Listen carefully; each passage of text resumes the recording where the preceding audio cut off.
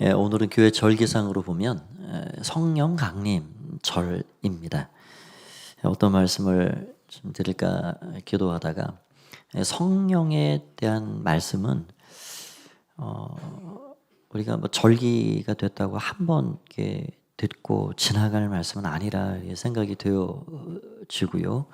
그래서 어떤 때가 되면 이 성령님에 대해서 깊이 있게 좀 지속적으로 생각하는 시간을 좀 가지려 합니다.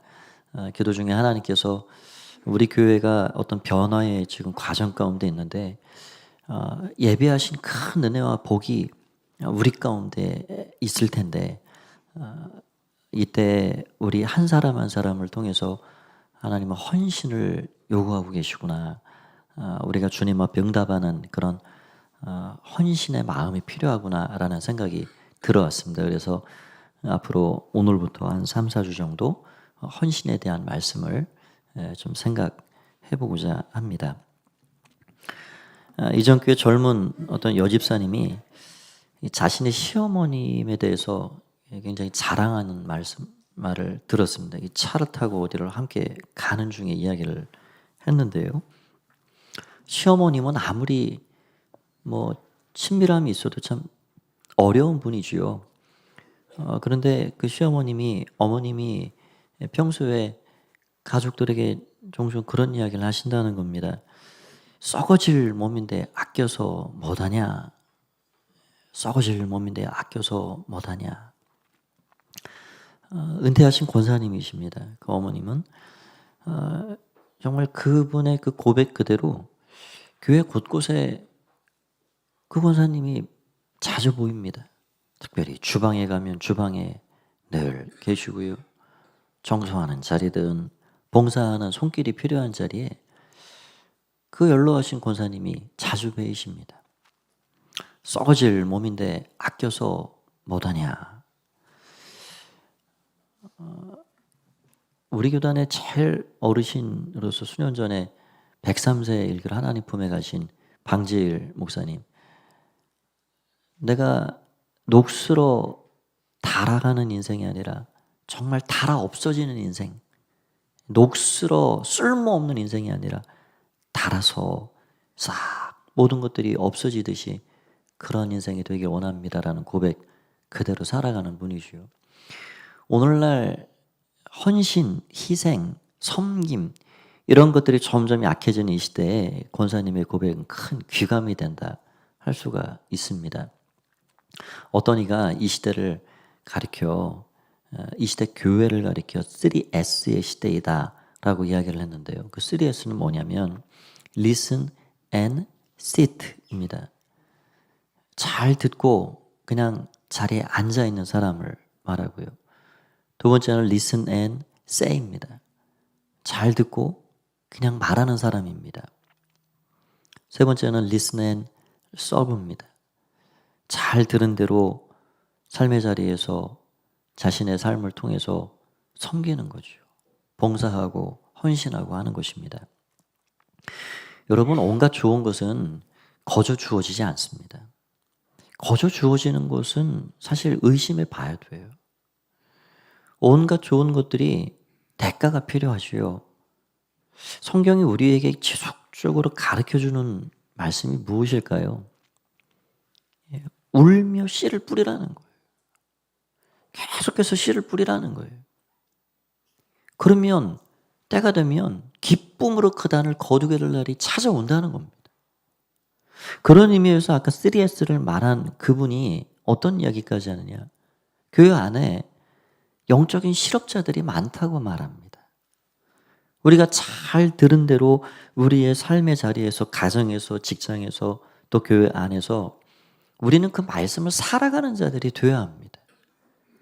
말씀을 듣고 그냥 제자리에 앉아있는 사람이 아니라 말씀을 듣고 말만 하고 그치는 것이 아니라 우리가 들은 대로 우리의 삶에서 말씀을 잘 살아갈 수 있는 사람, 그런 사람이 헌신된 사람이라 할 수가 있을 겁니다. 저는 우리 교회의 이런 변화의 기록 가운데 정말 너무나도 귀한 하늘의 축복을 우리에게 예비하고 계신 하나님 앞에 우리 모두가 오늘 읽은 말씀처럼 우리의 마음을 드리고 우리의 삶을 올려드릴 수 있는 그런 헌신의 결심이 있기를 간절히 바랍니다.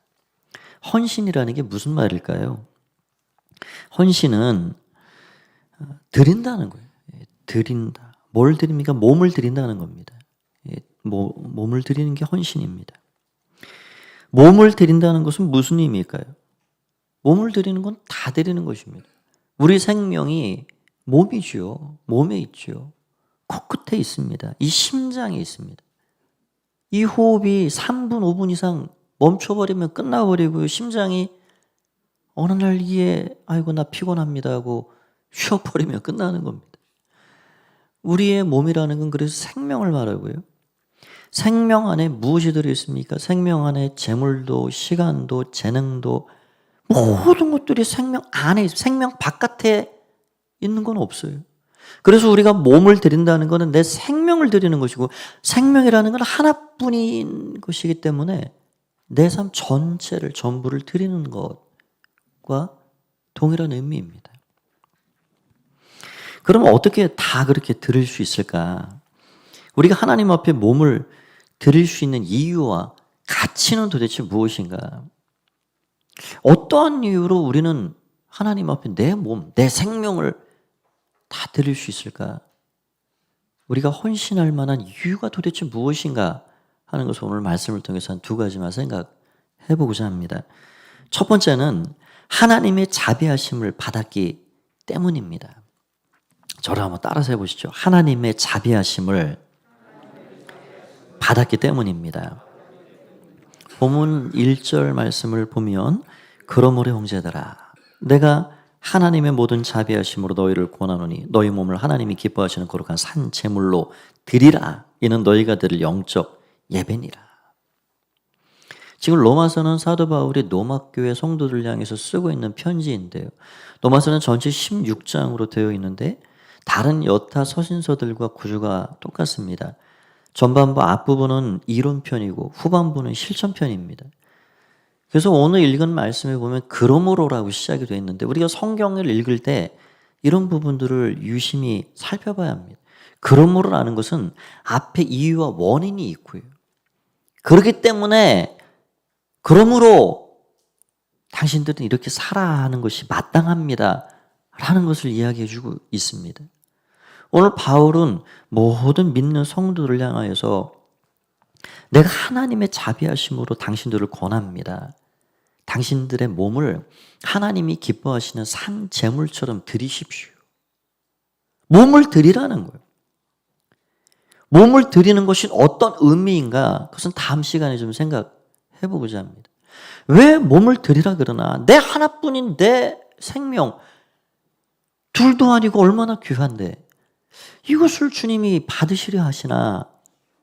그 이유를 사도 바울은 그러므로 형제들아 내가 하나님의 자비하심으로 당신들을 권합니다. 그 이유가 바로 하나님의 자비하심이라는 거에 이유와 근거가 있다 하는 것입니다. 로마서 1장부터 11장까지가 이론편이라고 말씀드렸는데 한번 머릿속에 쭉 생각나시는 대로 한번 그려보십시오. 제가 1장부터 11장까지를 쭉 설명을 해드리겠습니다. 사도 바울은 먼저 우리 인생을 가르쳐 의인은 없다. 한 사람도 없다. 규정했습니다. 왜 그런가? 우리는 하나님을 떠난, 하나님을 대적하고 떠난 인생이 되었다는 겁니다. 그래서 다 죄인입니다. 그래서 로마서 1장에 보면 21가지의 죄의 목록들이 나오는데 그 21가지 목록 가운데 나는 이거와 아무 관련이 없습니다라고 말할 사람이 한 명도 없다는 거예요.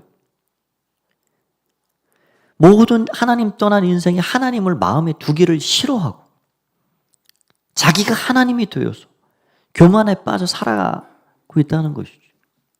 그런데 그렇게 율법이 없는 이방인들만 죄인이라 말할 수 있는가? 그러면 율법을 받은 유대인들, 이스라엘 백성들은 과연 의로운가? 아니라는 거예요. 사도 바울의 평가는 아니라는 겁니다. 여러분 유대인들이요. 왜 당신들은 당신들이 도둑질하면서 다른 사람들 향해 도둑질하지 말라고 말합니까? 왜 당신들은 다른 사람을 위해 간음하지 말라고 하면서 당신들을 간음합니까? 율법이라는 잣대를 가지고 수많은 사람들을 정죄하고 판단하는 당신들은 과연 의롭습니까? 그러니까 율법이 없는 사람이나 율법을 가진 사람이나 이방인이나 유대인이나 다 너나 할 것 없이 죄 가운데 빠졌다는 거예요. 그래서 의인은 없다. 단 한 사람도 없다라는 게 사도 바울의 결론입니다. 여러분, 구원의 시작이 어디서부터 출발하나요? 찬란한 그 영광이 비달인 나 자신을 보는 거에 출발합니다. 내가 얼마나 교만한 인생이었는지, 내가 내 인생에 키를 잡고 내 인생을 마음껏 살아가고자 했던 사람이었는지, 그 죄를 보는 겁니다. 거기에서 엎드려 주님을 바라보고 십자가에게 나아가고 거기서 은혜를 힘있게 되는 것이죠. 우리는 의롭지 않고 죄인이었는데, 그러나 하나님께서는 독생자를 우리 가운데 보내주셨다는 겁니다. 의로움이시고 죄가 없으신 그 독생자를 보내주심으로 그분이 우리의 화목 제물이 되셔서 우리가 가진 모든 당할 심판과 죄를 다 담당하셔 십자가에 죽으셨고, 그 예수 그리스도를 믿는 자마다 의롭다라고 말씀해 주셨다는 거예요. 그런데 그 예수님이 언제 그렇게 이 땅에 오셨고 십자가에 자신의 몸을 완전히 들이셨는가?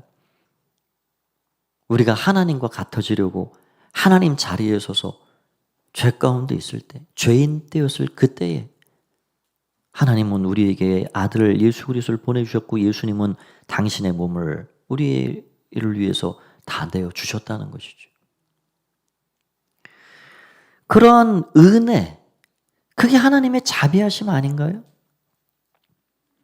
수많은 사람 중에 우리를 선택하셔서 너는 내 것이라 말씀하시고 우리를 자녀 삼아주시고 천국의 소망을 품고 살게 하신 은혜, 의로움이 전혀 없는 우리들을 그리스도를 통해서 의롭다 말씀하신 은혜, 그게 하나님의 자비하심입니다. 또 로마서 7장에 가보면 성령님을 모시지 않는 인생이 얼마나 허탄한가, 얼마나 곤고한가라는 걸 이야기해 주고 있습니다. 여러분, 사도 바울이 율법에 최고 열심을 가진 사람이었습니다. 사도 바울만큼 앞설 사람이 없습니다. 그런데 바울이 율법의 말씀을 지키려고 애쓰고 살아가지만 오호라 나는 곤고한 사람입니다. 이 사망의 몸에서 누가 나를 건져낼 수 있을까요? 성령님을 모시지 않고 예수 그리스도를 통해서 의롭다함을 받지 않고 율법을 애쓰고 지키려 하는 사람의 그 곤고한 마음의 고백이 로마 7장에 드러나 있습니다. 그러나 8장에 들어가면 그리스도 예수 안에서 생명의 성령의 법이 죄와 사망의 법에서 우리를 해방하였다라고 선언하고 있지요. 그러니까 성령님을 마음에 모신 사람은 얼마나 큰 은혜를 입은 사람인가. 그 성령님을 통해서 율법의 저주에서 자유함을 얻게 되었고, 그 성령을 통해서 거듭난 하나님의 자녀가 되어 그 하나님이 더 이상 두렵거나 무서운 나를 심판하시는 그런 분이 아니라 내가 아빠, 아버지라 부를 수 있는 나의 좋으신 주님이 되셨다라는 거예요. 그 성령님이 우리가 하나님의 자녀된 것을 증언해 주시고, 그 성령님께서 우리가 무엇을 위해 기도할지 모를 때 우리 안에 탄식하심으로 하나님의 마음, 하나님의 뜻을 기도하게 하시고 우리를 도와주신다는 거예요. 우리를 계속해서 보혜사가 되셔서 도와주신다는 거예요. 그 성령님이 우리에게 주신 그 구원의 확신, 예수님께서 우리의 삶에 베풀어 주신 그 은혜와 사랑, 그것은 이 땅의 그 어떤 것으로도 죽음까지도 천사라도 어떤 피조물도 끊어낼 수 없다고 우리에게 말씀하고 있는 것입니다. 여기까지가 1장에서 8장까지의 내용입니다. 그럼 9장부터 11장까지는 어떤 내용인가? 우리를 선택해 주신 야곱의 그런 은혜가 우리 가운데 있다는 거예요. 쌍둥이로 야곱과 에서가 태어났는데 하나님은 야곱을 선택해 주셨다는 거예요. 왜 저입니까? 왜 저를 택하셨습니까? 그 하나님의 은혜입니다. 그런 택하심의 은혜, 또 전적으로 이방인들을 구원해 주시고 마지막에는 이스라엘 유대인들까지 구원해 주신다 하시는 약속이 11장까지 이어지고 있습니다. 그러니 이런 모든 것들을 생각하면 이게 하나님의 자비하심입니다. 이런 자비하심을 깨닫고 알게 되었다 그러면 사랑하는 형제들이요, 내가 이런 하나님의 자비하심을 통하여서 당신들을 권합니다. 당신들의 몸을 하나님이 기뻐하시는 산 제물로 드리십시오 라고 권면하고 있는 것입니다. 하나님은 우리에게 전부를 주셨습니다. 우리가 왜 하나님께 드릴 수 있을까요? 하나님 우리에게 먼저 헌신해 주셨기 때문입니다. 하나님께 헌신이라는 용어가 좀 적절치 않지만 하나님은 우리에게 모든 건 내어주셨습니다. 여러분, 창세기 22장에 보면 하나님께서 100세에 얻은 그 이삭, 아브라함에게 너 아들, 그렇게 사랑하는 내 아들 나한테 바쳐봐라 라고 이야기를 하실 때 아브라함이 주저하지 않았어요. 모리아산에 짐짝을 지고 장작개비에 짊어지고 아들을 끌고 가서 거기에서 아들 향해 칼을 꽂아내리려 합니다. 여러분, 아브라함에게 이삭이라는 존재는 자기 자신보다 더한 존재입니다. 얼마나 소중한 존재인가요? 이삭은요, 차라리 내가 죽는 게 낫지. 어떻게 그 아들을 죽일 수 있고 그 아들을 달라 그러십니까, 하나님? 차라리 저를 달라 그러십시오. 제가 제물이 될게요. 라고 할 만한 존재인 거예요. 마찬가지로 하나님에게 예수님은요, 하나님 당신 자신 이상의 존재입니다. 하나님이 그냥 아들아, 네가 가서 어떻게 좀 해봐라, 그러신 게 아니란 말이죠. 아들을 주셨다는 것은 모든 것을 주신 것입니다. 당신 자신, 하나님 자신 이상을 주신 것입니다. 그러니 하나님이 독생자를 주신 것은 하나님 자신을 주신 거예요. 하나님은 우리에게 90%만 주신 것이 아닙니다. 하나님은 우리에게 100%를 주셨습니다. 전부를 주셨습니다. 이 땅에 오신 예수님은 모든 것을 주셨습니다. 그것이 그 몸을 십자가에 내주신 것입니다. 여러분, 이러한 것이 우리가 받은 자비로운 은혜입니다. 이 은혜를 깨달아 알았다 그러면 여러분들의 몸을, 여러분들도 모든 것을 주신 그 하나님 앞에 드릴 수 있지 않습니까? 라고 지금 이야기하고 있는 거예요. 우리가 헌신해야 할 이유와 근거가 거기에 있습니다. 우리에게 아들도 주시고 성령님을 주시고 모든 것을 주신 그 하나님 앞에 우리 자신들을 내어 드릴 수가 있는 거죠. 그래서 우리가 그 사랑을 알면 우리 자신들을 내어 맡기지 않을 수가 없는 겁니다. 그래서 두 번째로 우리가 생각할 수 있는 건 헌신은 자발적인 삶의 결과물이다 라는 것입니다. 우리가 사랑을 깨달으면 뭐라도 주고 싶어요. 사랑하는 사람, 저 사람이 나를 정말 사랑하는구나 라는 걸 알게 되면요, 자꾸 뭘 주고 싶습니다. 저에게도 그런 경험이 있습니다. 청소년 시기에 저에게 찾아오셔서 저를 인격적으로 만나주시고 성령의 세례를 베풀어 주시고 그 감격스러운 그 뜨거운 사랑을 제 마음에 부어주신 그 하나님, 그 하나님의 사랑을 받고 보니 가만히 앉아 있는 게 죄송스러워요. 그 하나님의 사랑을 내가 입을 열어 전하고 싶고 그 하나님의 사랑이 얼마나 크고 놀라운지 자꾸 말하고 싶어요. 그래서 고등학교 2학년, 3학년 그때쯤에 그냥 저녁 시간에 자율학습 시간에 크게 떠들 수가 없잖아요. 친한 친구들 옆자리에 가가지고 소곤소곤 이야기하는 겁니다. 성경책을 펴서 봐라. 하나님이 천지를 창조하셨다. 하나님께서 죄인된 우리를 위해서 예수님을 보내주셨다. 그렇게 복음을 증거하고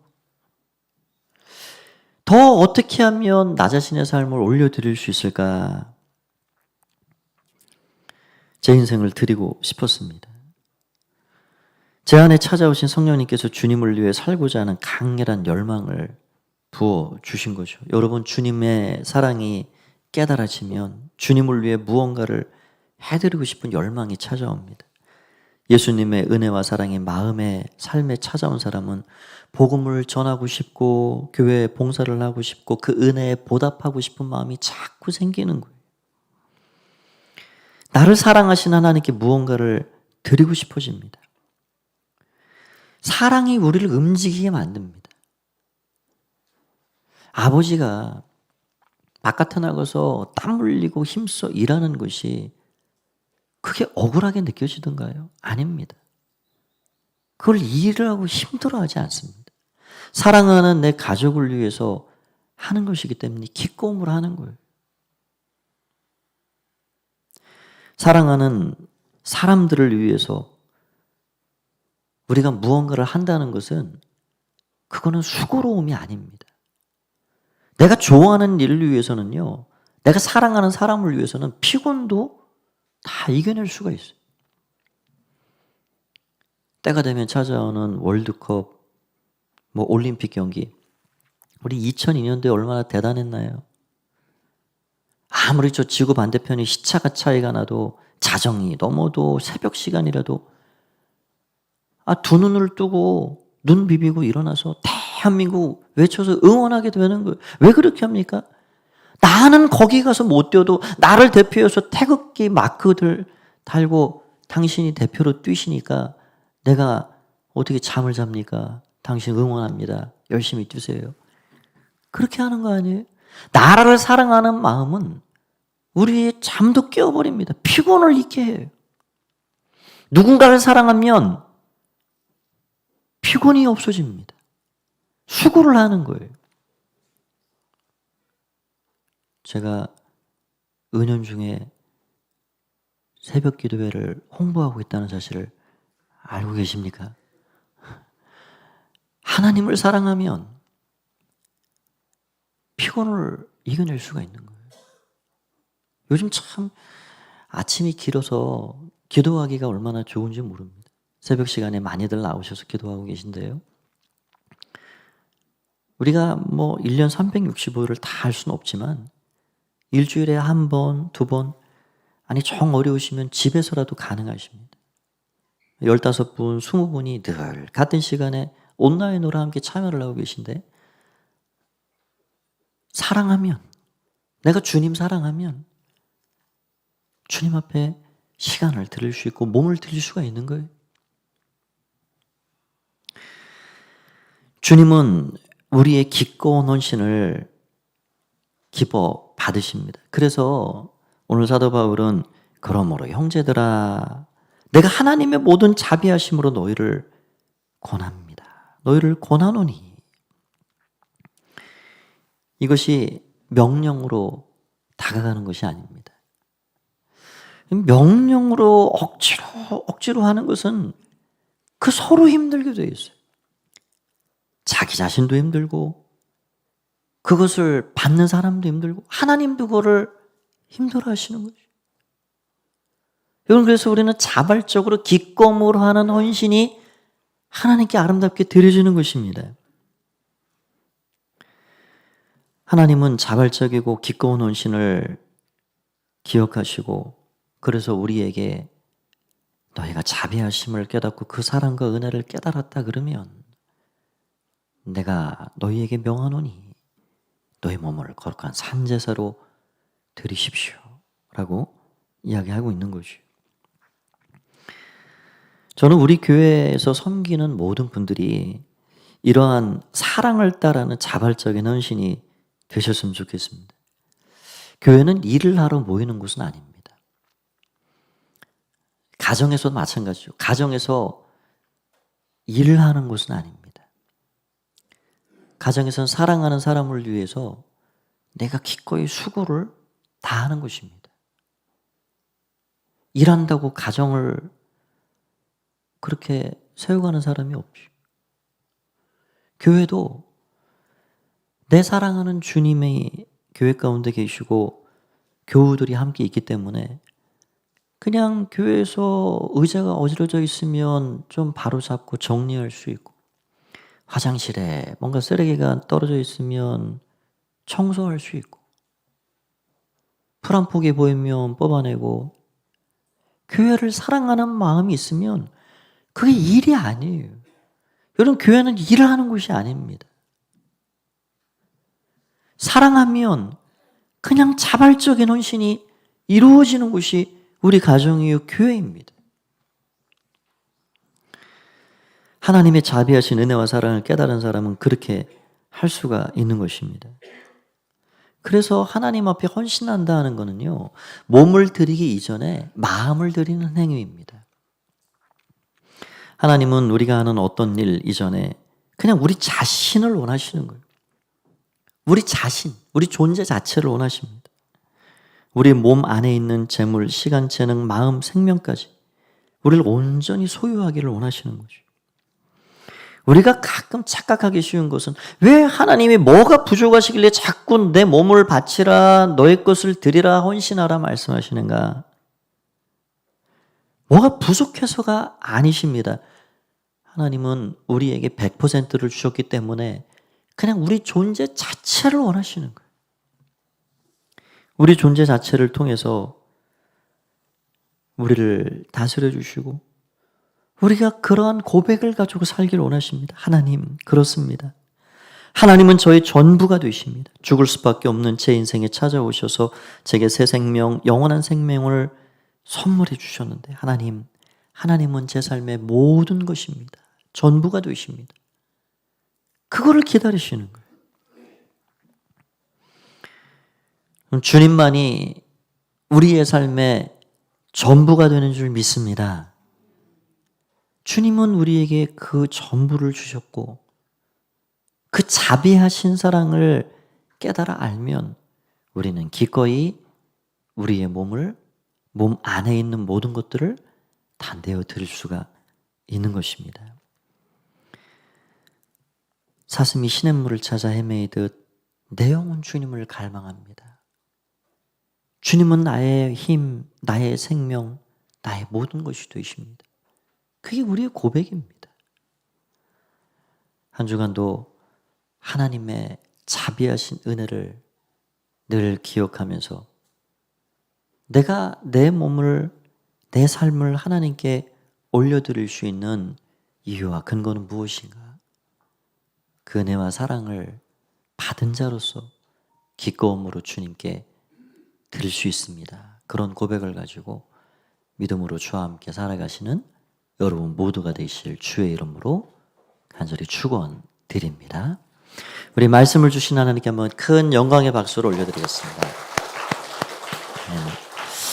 네, 이 시간에는 우리 지난 주일에 그렇게 졸업을 하셨죠. 수료를 마치신 우리 생명의 상공부 제1기 수료자들이 나오셔서 하나님께 찬양 올려드리겠습니다. 다 앞으로 나오십시오. 앞으로 나오시면 되겠습니다. 1부 때 서셨던 것처럼 이렇게 앞에 두 줄로 서시고요. 1부 예배 때 다 수료식을 거행했습니다. 수료증을 다 나눠드렸는데 24분입니다. 12주간 2월 12일부터 진행을 했고요. 총 24분 여기 화면에 나온 대로 그렇게 24분이 수료를 잘 마치게 됐습니다. 이번 1기 수료생 분들에게는 제가 두 가지 마음이 동시에 들어옵니다. 한 가지는 감사한 마음. 처음 이렇게 이 과정에 들어와 주셔서 감사하고 또 한 가지는 미안한 마음, 죄송한 마음이 듭니다. 이게 제 강의가 녹록지 못해서 그래서 좀 죄송한 마음이 들어오는데 가을에는 더 깊은 그런 은혜가 있으리라 생각이 됩니다. 귀한 분들, 지금 참석지 못한 분들, 또 교사로 또 봉사 자리로 이렇게 분들이 계신데 함께 감사드리고요. 먼저 한번 수고하신 모든 분들이 한번 축하의 박수 한번 해주시면 좋겠습니다. 자, 이 시간에는 우리 수료하신 분 중에서 김선희 집사님과 박상열 집사님께서 두 분이 소감 나눔을 진행하도록 하겠습니다.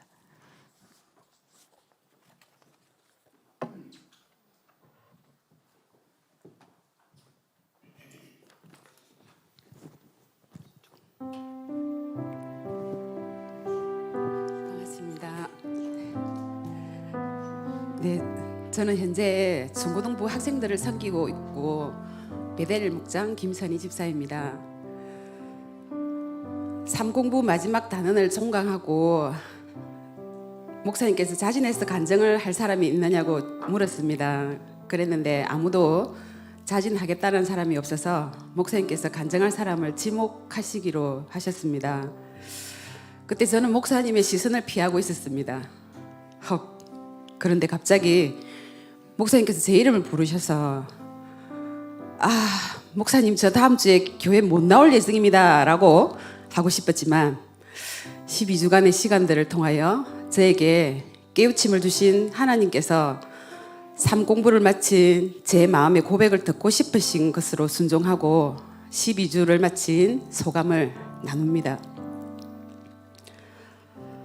가정교회를 전환에 따른 삶 공부를 할 것이라는 목사님의 광고 말씀에 이어 2월 첫 주 주보 광고란에 삶 공부 첫 단계에 12주간 신앙생활에 가장 중요한 23가지 주제를 다루며 가포가족과 VIP의 필수 과정으로 참여를 권한다라고 하여 가정교회와 삶 공부에 대한 궁금함과 강한 이끌림이 있어 마지막 날에 신청서를 제출하게 되었습니다. 남편에게 나 삶공부 신청했다? 라고 하니 네가 삶공부를 한다고? 바쁜 업무로 휴일에도 일거리를 들고 와서 하는 사람이 어떻게 12주를 할 수 있겠노? 하여 뭐 하려고 하면 하는 거지 뭐 큰 소리를 친 후 도대체 삶공부가 어떤 것인지 인터넷 검색을 해보았습니다. 죄, 하나님의 사랑, 회개, 신앙, 중생, 구원의 확신, 그리스도인의 생활, 성장, 성경, 하나님, 예수 그리스도, 성령, 교회, 교회 회원, 교회 생활, 가정교회, 그리스도인의 신분, 그리스도인의 행실, 성리의 생활, 헌신의 동기, 헌신의 방법, 헌신의 결심, 헌신의 보상, 23가지 주제에 따른 교재와 암송, 매주 성경 요약 과제, 졸업시험이 있었습니다. 이런 23개 주제에는 정말 호감이 갔습니다. 그런데 성경 요약 과제, 졸업시험이라니 잘못 신청했나? 어쩌지? 하는 생각이 순간 스쳐 지나갔습니다.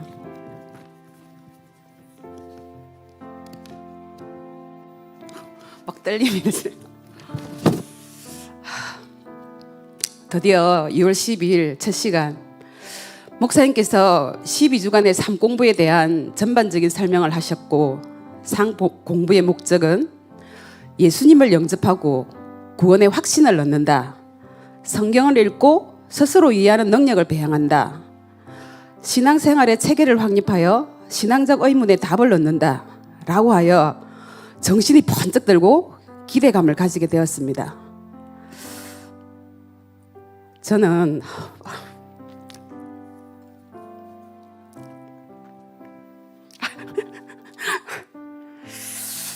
모태신앙으로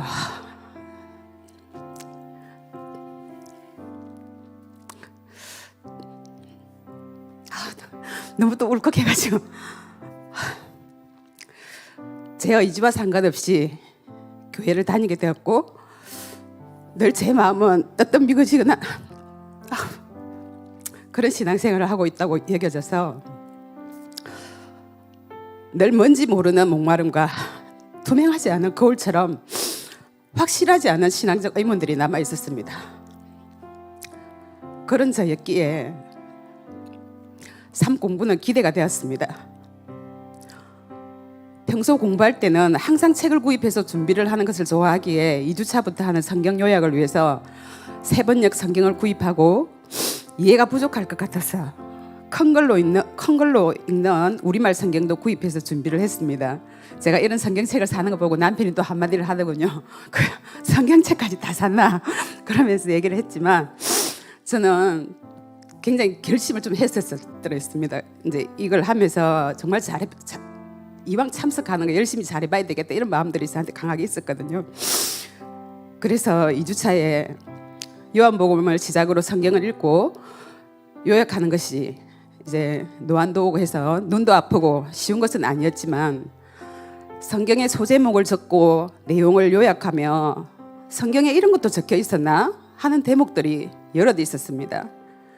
그동안 요한복음, 야고보서, 로마서, 요한일서를 여러 번 읽었지만 문자로만 건성건성 읽고 지나갔다는 것을 느꼈고 말씀에 대해 더 깊이 묵상하며 새롭게 알아가는 것에 재미가 있었습니다. 그래서 매주 성경 요약을 하고 진도에 따라 교재를 예습하며 결석은 하지 말고 완주를 하자 다짐했고 한 주 한 주 주제에 따라 알아가는 삶 공부 시간이 기다려지고 즐거운 시간이 되었습니다. 24가지 주제에 따른 공부를 마치고 마지막 시험을 보기 전 예상 문제지를 주셨는데 그 안에는 신앙인으로서 우리가 기본으로 꼭 알아야 하는 것과 평소 우리가 헷갈릴 수 있는 것들이 OX 문제로 잘 정리되어 삶 공부를 통해 배운 것들을 다시 한번 정리할 수 있어 감사했습니다. 58년 지금까지 신앙생활 중에 참석했던 수많은 그 어떤 성경 공부보다 12주간의 삶 공부를 통해 저는 그동안의 신학적 의문에 많은 해답도 얻고 구원의 확신을 더 가지게 되었습니다. 또 사람과의 관계를 소중하게 여기는 제가 하나님과의 관계는 어떻게 하고 있었는지 돌아보는 시간도 되었습니다.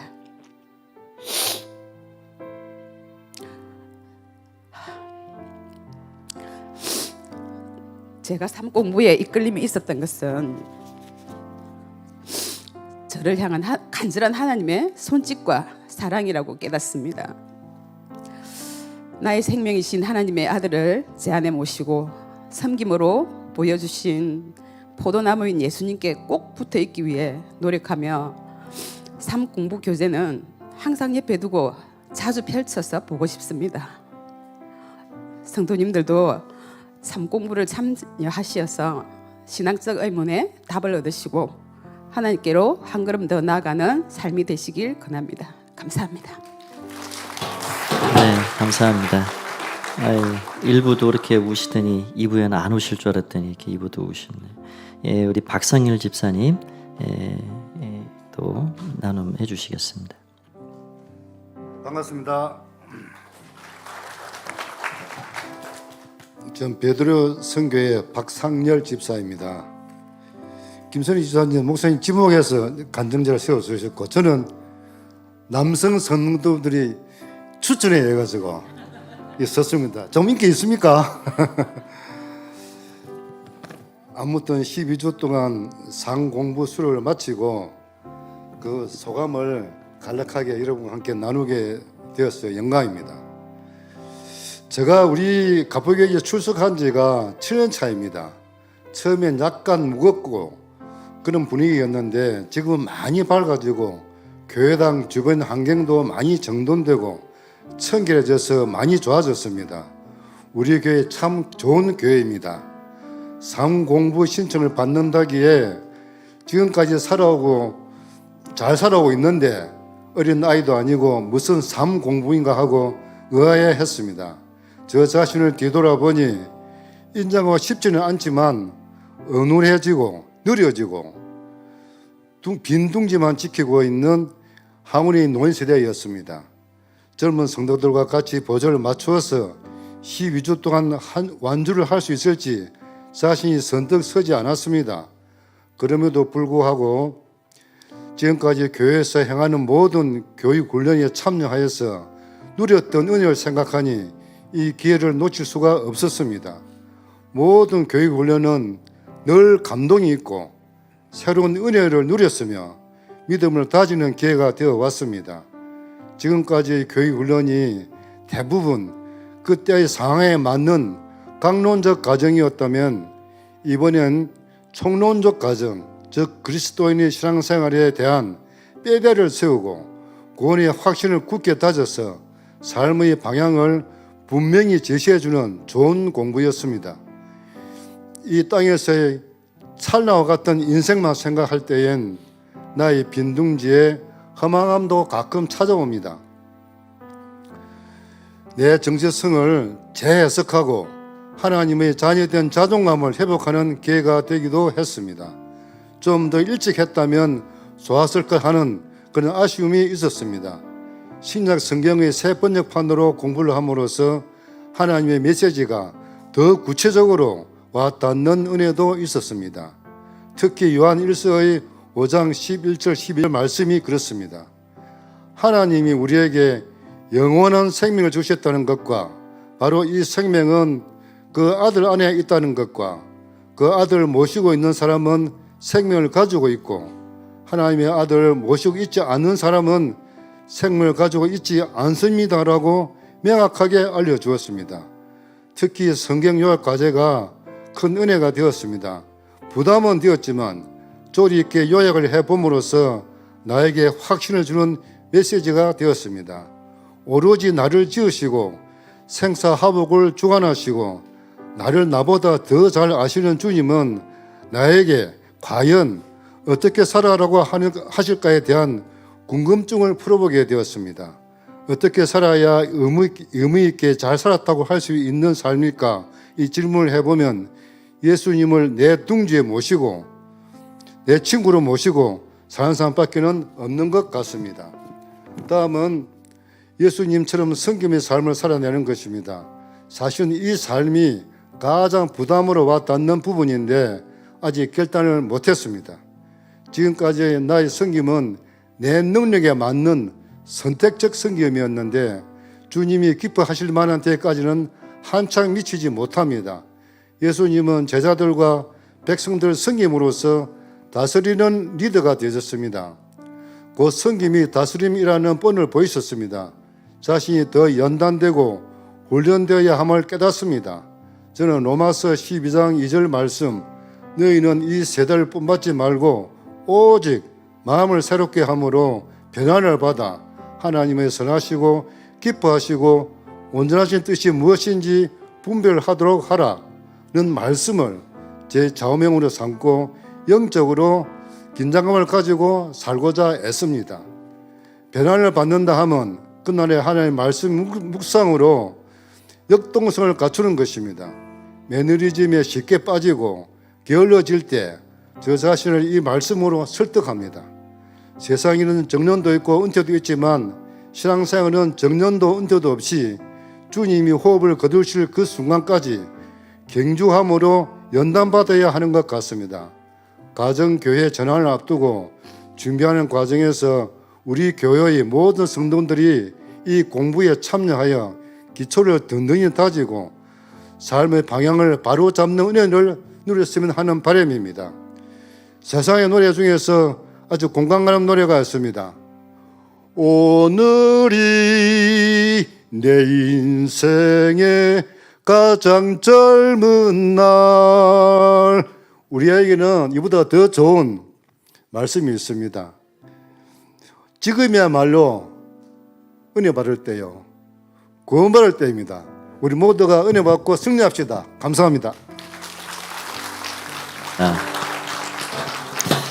예, 우리 박상일 집사님 그렇습니다. 24분 중에 24분 중에 우리 이강주 장로님과 박상일 집사님 최고령이신데 요즘은 70세도 젊은이와 같으시죠.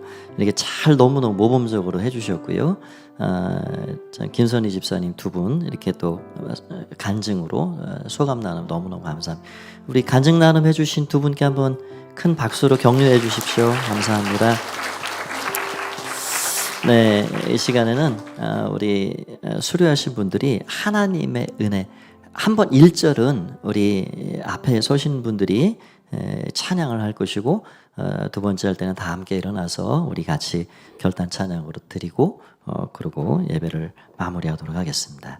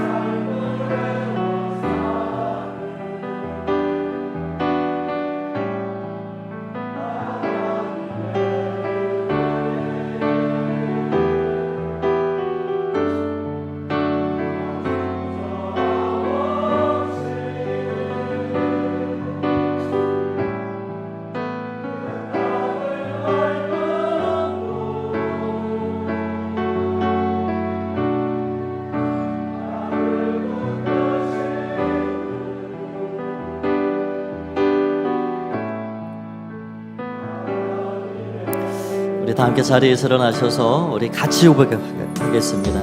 나를 지으신 이가 하나님이십니다. 나를 지으신 이가 하나님, 나를 부르신 이가 하나님, 나를 보내신 분, 나를 보내신 이도 하나님, 나의 나 된 것은 다 하나님 은혜라. 아멘. 그렇습니다. 나의 달려갈 길 다 가도록, 나의 마지막 호흡 다 하도록, 나로 그 십자가 품게 하시니, 나의 나 된 것은 다 하나님 은혜라. 한량 없는 은혜, 갚을 길 없는 은혜, 내 삶을 애워 사는 하나님의 은혜,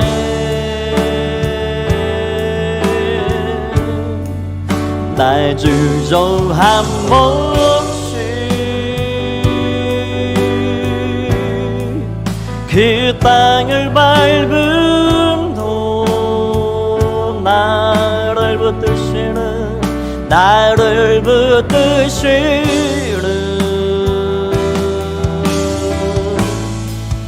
하나님의, 우리 두 손들과 함께 고백하겠습니다. 한량없는 주님의 은혜, 한량없는 은혜, 갚을 길 없는 은혜, 갚을 길 없는 은혜, 내 삶을 내 삶을 애워 사는 하나님의 은혜. 하나님 그리하여서 나아갑니다. 나 주저함 없이 그 땅을 밟음도 나를 붙드시는 하나님의 은혜, 하나님의 은혜. 하나님 감사합니다. 한량없는 주님의 은혜 찬양합니다. 한량없는 은혜, 갚을 길 없는 은혜, 내 삶을 애워 사는 하나님의 은혜.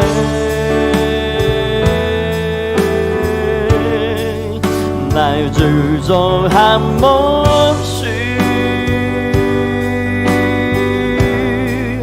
그 땅을 밟음도 나를 붙드시는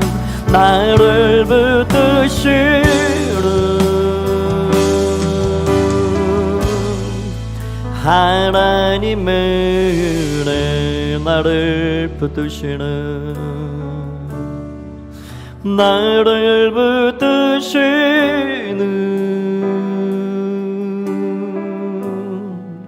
하나님의 은혜.